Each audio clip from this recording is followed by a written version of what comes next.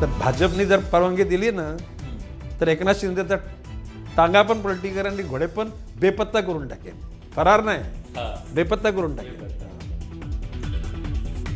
भाजपनं परवानगी दिल्यास एकनाथ शिंदेंचा टांगा पलटी, घोडे फरार करणार. शिंदेंनीही मला हलक्यात घेऊ नये. न्यूज 18 लोकमतला दिलेल्या विशेष मुलाखतीमध्ये वक्तव्य.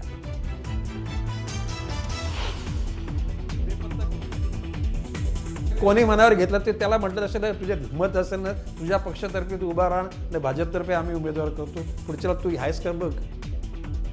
ओपन चॅलेंज देतो. भाजपची मदत न घेता स्वतःच्या हिमतीवर निवडणूक लढवून दाखवा. गणेश नाईकांचं एकनाथ शिंदेंना थेट चॅलेंज.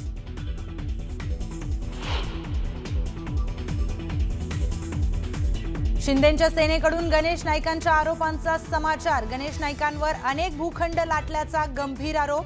नाईकांच्या मुलांवरही खासदार नरेश म्हस्केंचा निशाणा.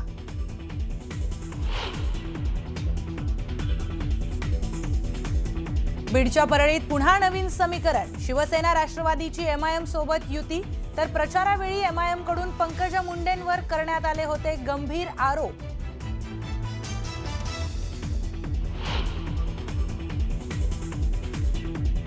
विलासरावांचं नाव पुसून टाकू असं कुणीतरी येऊन म्हणालं, असं वक्तव्य महाराष्ट्र कदापि सहन करणार नाही. अजित पवारांची रवींद्र चव्हाणांवर नाव न घेता टीका.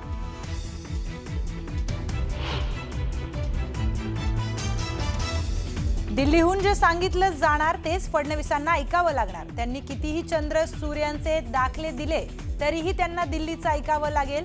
राज ठाकरेंचा फडणवीसांवर पुन्हा एकदा जोरदार टोला.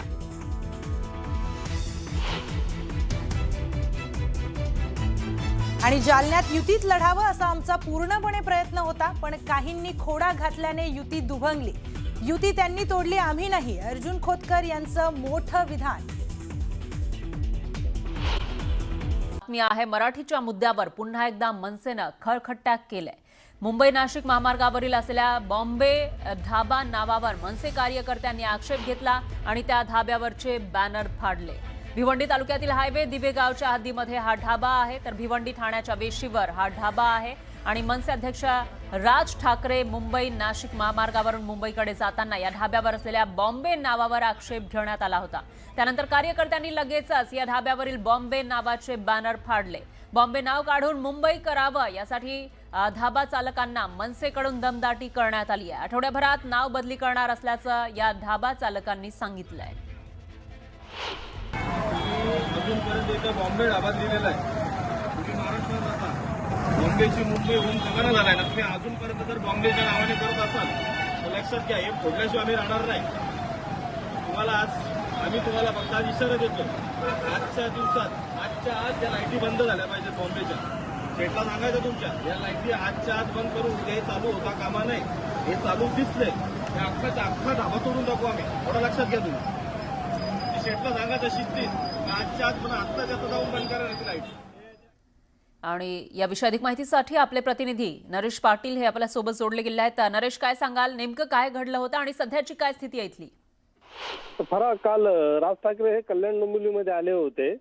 ते परतत असताना मुंबई नाशिक महामार्गावरून परतत असताना त्यांना हायवे दिवा गावाच्या हद्दीमध्ये असणाऱ्या बॉम्बे ढाब्यावरच्या फलकावर त्यांची नजर पडली आणि त्यांनी त्याबाबत आक्षेप घेत आपल्या कार्यकर्त्यांना त्याबाबत सूचना केल्या. आणि त्या अनुषंगाने मनसेच्या पदाधिकाऱ्यांनी बॉम्बे ढाब्याच्या ठिकाणी धडक देत त्या ठिकाणी असलेला बॉम्बे नावाचं जे फलक होतं, बोर्ड होतं, ते फाडून टाकलं. आणि तेथील जो धाबा मालक होता त्याला त्या संदर्भात समज दिली. त्यावेळी त्या धाबा मालकाने येत्या आठवड्याभरामध्ये या संदर्भात असलेला फलक असलेले जे इलेक्ट्रिक लाइटिंग जी आहे ती काढण्यासंदर्भात त्याबाबत आश्वासित केलं. आणि त्यानंतर त्या ठिकाणी आता जे सध्याच्या घडीला त्या ठिकाणी तो असलेला बॉम्बे धाबा इंग्रजीमध्ये असलेले जे फलक आहे ते मराठीमध्ये करण्याचं आश्वासित करण्यात आले आहे. फरा बरोबर आहे. या विषयाची अपडेट आपण घेत राहूयात. धन्यवाद तुम्ही दिलेल्या या सविस्तर माहितीसाठी.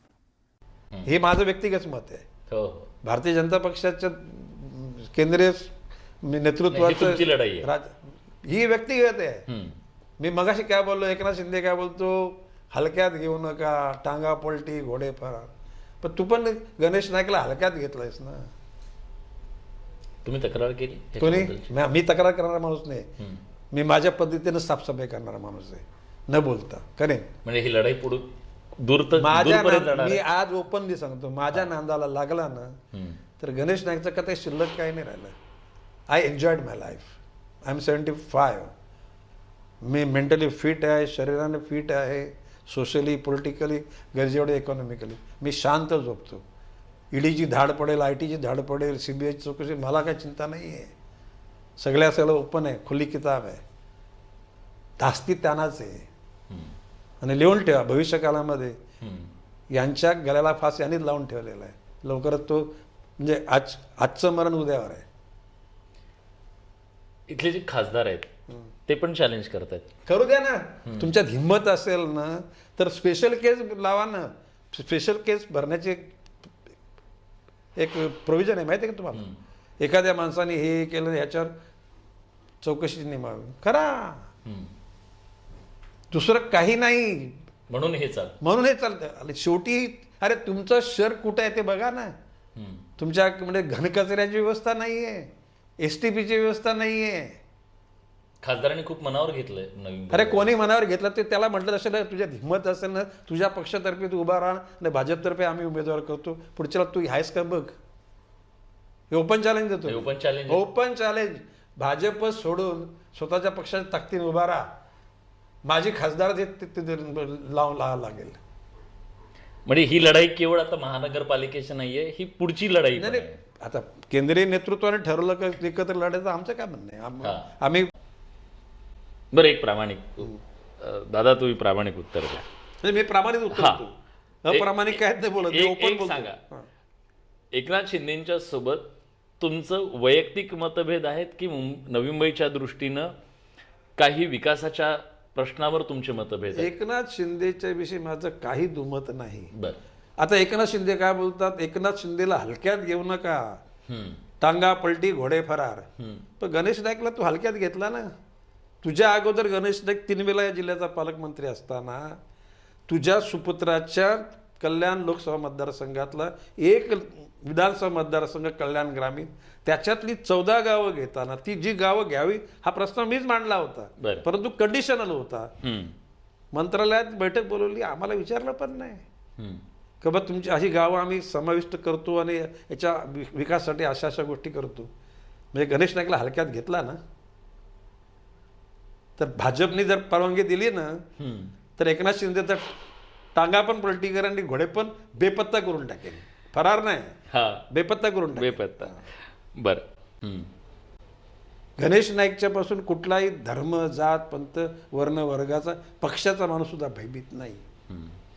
गणेश नाईकने कोणावर जुलूम केलेले नाहीत. गणेश नाईकच्या विषयी पाठीमागं विरोधकात सुद्धा ऑफ द रेकॉर्ड तुम्ही विचारा, ते सांगितलं काही हे दहशतवादी किंवा झुंड फुंड करणारे लोक नाहीत. ज्या लोकांची जीवनाची शैलीच सात्विक तात्विक नाही, अशा लोकांच्या आरोपाला आम्ही किंमत पण देत नाही. बरं.